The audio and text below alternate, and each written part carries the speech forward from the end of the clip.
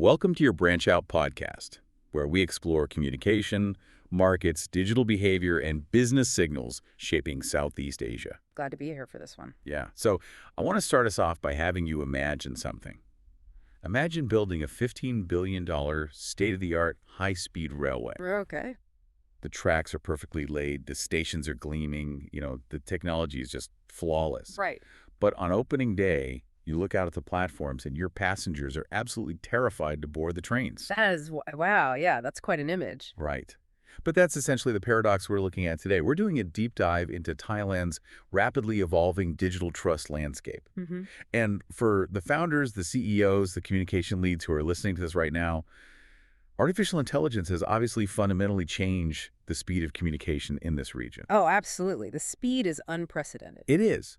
But the real shift you need to navigate isn't about speed anymore. It's the complete recalibration of trust. Yeah, and if we pull back to look at the broader regional canvas for a second, that trust recalibration is happening against the backdrop of just massive, undeniable economic momentum. Right. The region is booming. Exactly. If you look at the latest economy SCA report for 2025, Southeast Asia's digital economy is on track to surpass $300 billion in gross merchandise value. 300 billion? 300 billion. And to ground that GMV figure for anyone operating in this space, that's money flowing directly through digital checkouts, ride-hailing apps, online platforms, just in this region alone. It's just wild. It really is. It represents an 11.2 times revenue growth over the last decade, and over 60% of all transactions are now digital. Wow. But here's the catch. Running silently parallel to this booming digital adoption is a profound collapse in digital confidence. Which brings us perfectly back to that high-speed railway analogy. Because, Thailand's top-down ambitions for AI are incredibly aggressive right now. They really are. They're not holding back. No, not at all. The government just established a national AI committee to basically position the country as an innovation powerhouse. We're talking about a $15 billion investment in digital infrastructure. Right, the railway. Exactly, the railway. And during Songkran, the massive annual water festival, they even deployed AI police robots for crowd control and security. I saw those. It was wild to see that in action. Yeah, it was everywhere. And their stated goal over the next 2 years is to make 10 million citizens AI literate. Which is what, like almost 14% of the entire population? Yeah, nearly 14%. And simultaneously, they want to produce 90,000 AI professionals. So, it's a phenomenal infrastructure push. In fact, Thailand is one of only 3 members of ASEAN, the Association of Southeast Asian Nations, to score above the regional average in the IMF's AI Preparedness Index. Right, so the foundation is solid. Exactly. They have the capital, they have the governmental will, the infrastructure. But the countersignal here is really stark. Because the assumption driving all this investment is that audiences will just, simply accept automated communication at face value because the technology is so good. And here's the kicker. The passengers don't want to get on the train. Right, they just don't. According to the Human Clarity Institute's 2025 Digital Trust Report, 61% of users globally now question the truth of online content every single week. Every single week. That's exhausting. It is, and a quarter of people go a step further and say they trust no one at all for reliable online information. Wait, 25% trust literally no one? No one. So while Thailand is highly positioned to integrate these tools, doing it without understanding user psychology is, honestly, it's dangerous. For businesses operating in this market, the question is no longer whether you use AI to scale. Right, that's a given. Yeah. The question is whether your audience actually understands who is truly behind what they're seeing on their screens. So if millions of users are already this skeptical of these tools, how does a brand actually survive the implementation phase?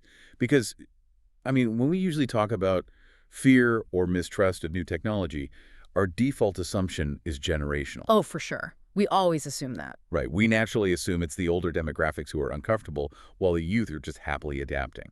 But the data from the recent Vero and YouGov study in Thailand tells a totally different story. It completely inverts what we think we know about digital adoption. It really does.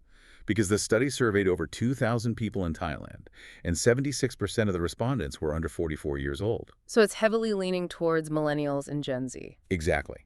They are the undeniable drivers of AI experimentation in the region. They're the ones, using it as a creative co-pilot, writing code with it, drafting emails. The early adopters. Yeah. Yeah. Yet, and this is the signal to pay attention to, out of all the respondents who expressed deep discomfort with AI use across everyday contexts, 46% of them are millennials.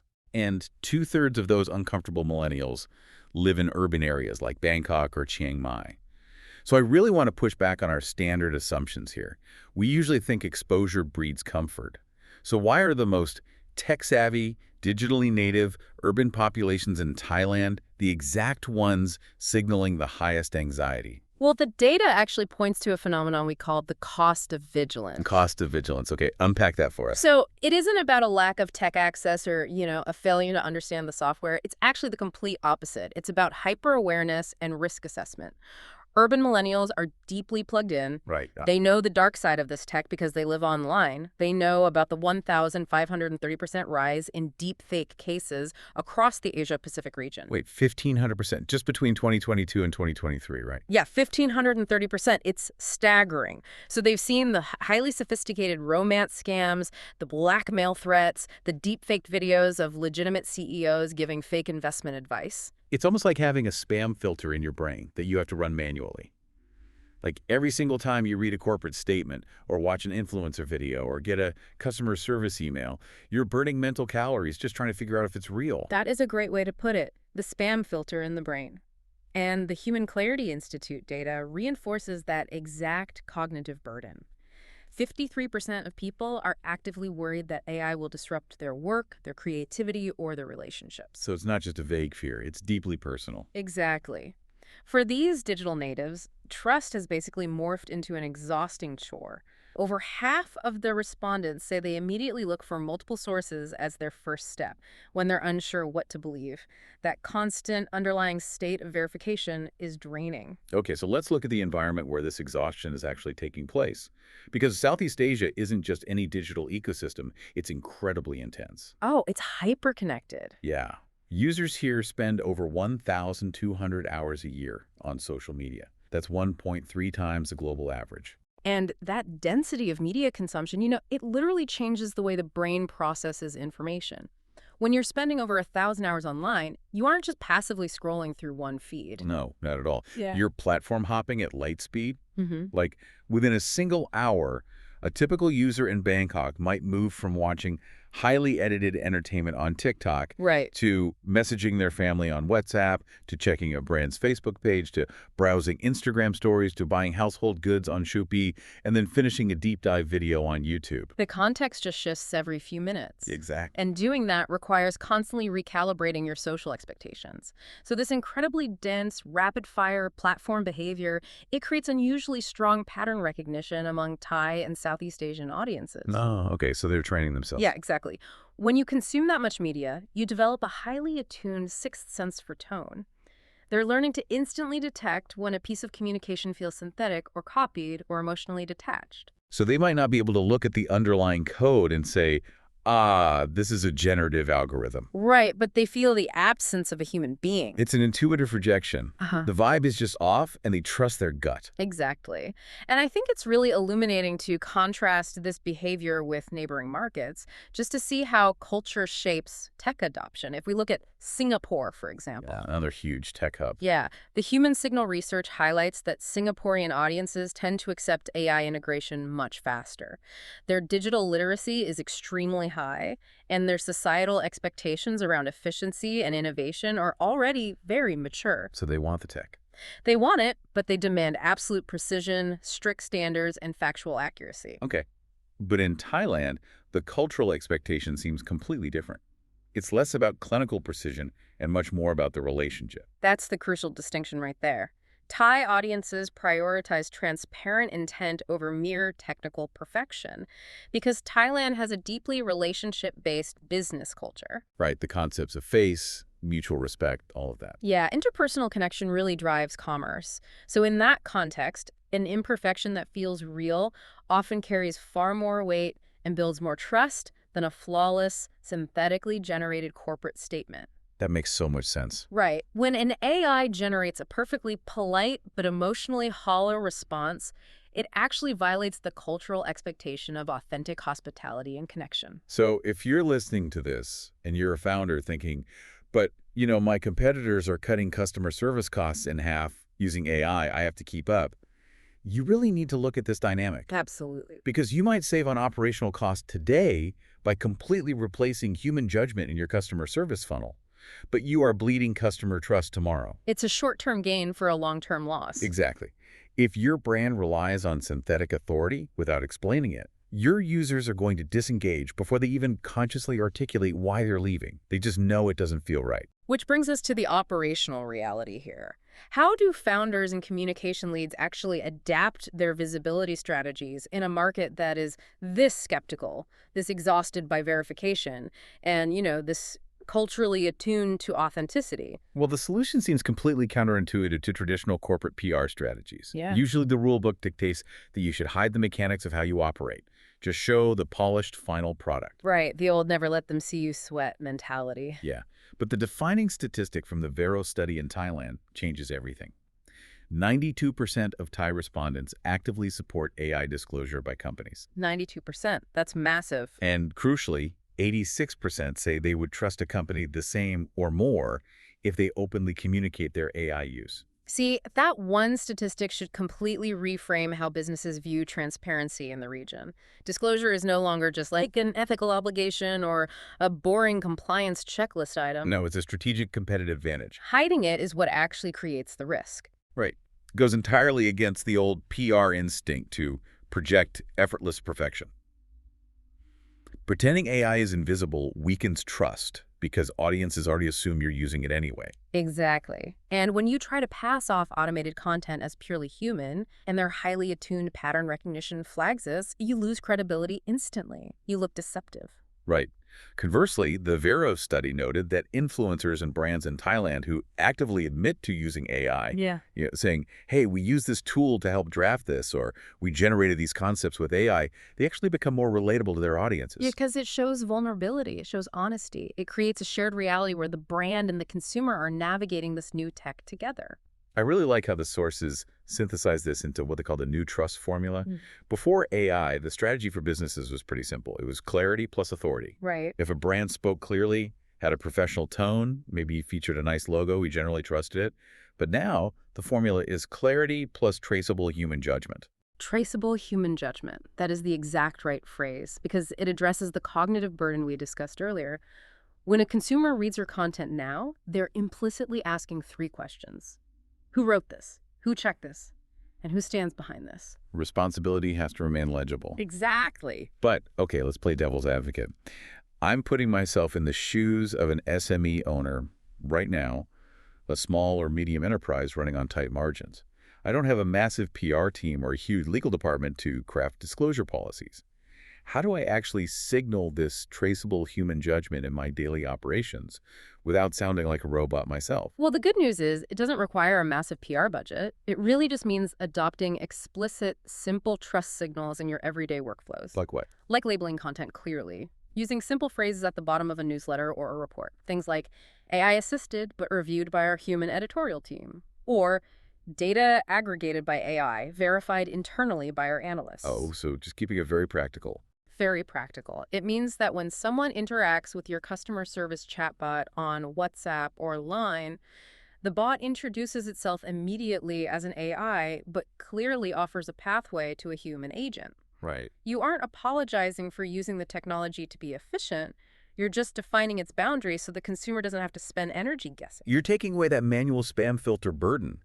You're essentially saying to the customer, you don't need to be hyper-vigilant here. Save your energy. Because we're telling you exactly what's real and what's automated. Exactly. You're giving them the gift of cognitive relief. And if we connect this micro-level business strategy to the broader societal shift, we see that individual company policies are going to intersect with sweeping regulatory changes over the next few years. Yeah, the public expectations are already demanding that shift. I mean, according to the data, 52% of Thais want the government to step in and enforce ethical AI use. And 50% want state support for upskilling to ensure equitable adoption. People want guardrails. They really do. And the broader region is responding to this anxiety. We now have the ASEAN Responsible AI Roadmap for 2025 to 2030, alongside Thailand's incoming AI law and regulation. Right. The ASEAN Roadmap specifically outlines actionable steps for policymakers to foster what they call conducive environments for responsible AI, and it focuses heavily on fairness, inclusion, and human centricity. And those governmental frameworks are vital because while the digital economy is booming, remember that $300 billion GMV figure trust has to be sustained for that financial growth to continue. You can't have a thriving digital economy if a quarter of the population trusts absolutely nothing they see online. Right, the whole system just breaks down. Exactly. The Human Clarity Institute found that 83% of users globally say they trust information more when it actively reflects honesty, fairness, or transparency. So values have effectively become the ultimate filter. They really have. Think about it. When consumers are drowning in a noisy, fast-moving digital environment, Yeah. they physically cannot verify every single fact or trace every single image back to its source. There's just not enough time in the day. Exactly. So instead of trying to verify the information itself, they verify the values of the source providing the information. Clarity no longer depends on volume, and it certainly doesn't depend on speed. It depends entirely on the alignment between the message and the motive. If your values are transparent, your information is trusted. Right. And the big implication here for anyone building a brand or running a company is that you shouldn't wait for these ASEAN-wide regulations to force your hand. No, absolutely not. The regulatory environment across Southeast Asia is currently very fragmented. Different countries are taking completely different approaches to AI governance, which raises massive compliance complexities if you're trying to scale across borders. But if you build secure, ethical, and clearly communicated AI frameworks today, voluntarily, you're essentially future-proofing your brand. Yes. You aren't just dodging future fines, you're actively winning tomorrow's market share in Thailand right now. The foundational policy efforts mentioned in the ASEAN Roadmap, things like developing secure data-sharing platforms across borders and enhancing public sector capacities, those are going to take years to fully operationalize. Governments move slowly. Exactly. But consumer judgment is happening right now, every single day, on every single platform. So we started this discussion with the image of a brand new $15 billion high-speed railway and a platform full of passengers too anxious to get on board. Right. And what we've seen through all these signals, the anxiety of the digitally native millennials, the exhaustion of running a mental spam filter, the strong cultural demand for radical disclosure, is that you can't just build faster tech and expect people to use it blindly. You really have to walk them to the train. You have to show them who is driving the engine, and you have to explain how the brakes work. Exactly. AI hasn't reduced the importance of human communication. It has actually made human judgment more visible when it exists, and glaringly obvious when it's missing. The strongest communicators in Southeast Asia won't be the ones hiding their tools behind a curtain of perfection. They'll be the ones who use those tools openly, without ever losing their human accountability. Well said. That closes our discussion for today.